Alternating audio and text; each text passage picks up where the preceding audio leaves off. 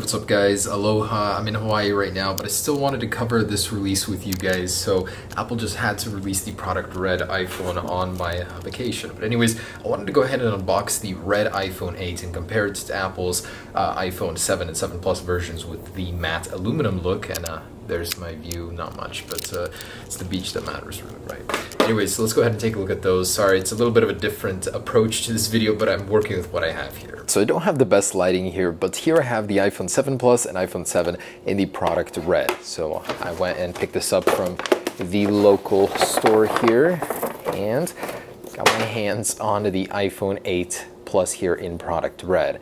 And the finish, as you can see, is a lot more reflective here just from the picture on the box. And let's go ahead and get this guy open here. Very beautiful packaging. Love the Apple logo, the text in red. So a lot like the regular iPhone 7 and 7 Plus versions. They do have the product Red here as well. And no text below that, which is cool.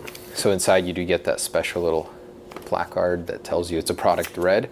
Cool. And oh my goodness, look at that. So I didn't even see any of these in the store. But wow, that looks so much better here than the original. So the black front completely changes the appearance of the phone. Now on the back you still have the silver Apple logo, but wow, they actually made this reflective as well, so it's no longer a black. That is so cool how reflective that is. That's very good looking. I like this. It's a very nice look. So you've got essentially three colors here. So the black, the red, and the silver accents on the back. It works very well. It would have been cool, in my opinion, if Apple did a red ring around the Touch ID sensor, but I don't know if they'd ever do that. I think that's too tacky for them. But still, I love the band around the camera here. It looks so good. So in comparison to this one, you can see that one's kind of built in. This one is separate. It seems to almost have a different hue. It looks really, really good. I like that. All right, let me peel the plastic off first anyways.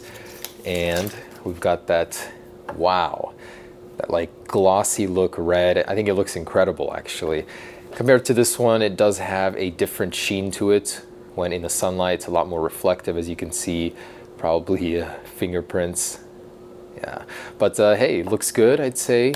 Slightly different on the sides. I'd say pretty much the same.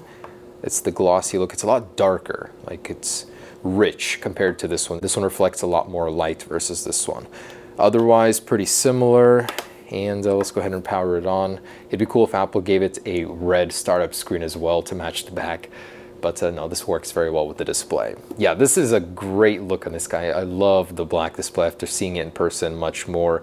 And to have it native, not having to swap the display over yourself is definitely a big plus. I did the buttons too on mine and that was kind of cool, but not necessary. I think this looks good as well. So after seeing this in person, which one would I prefer? Honestly, I still like the metal look a little bit more than this one. This one is great and all, but there's something magical about the way the light bounces off the matte aluminum here. Still though, I'm glad Apple brought this color back, and please just give us an iPhone 10 version of it. That would have been neat. But regardless, I'm glad it's here. Not something that I'm going to be using unless it comes to the iPhone 10. But if you were in the market for an iPhone 8 series, this is definitely a looker here. So thanks for watching, guys. I hope you enjoyed it. And again, sorry about the situations of the videos. I'm just working with what I have here, what I brought anyways. All right, cool. See you guys in a few days. Peace.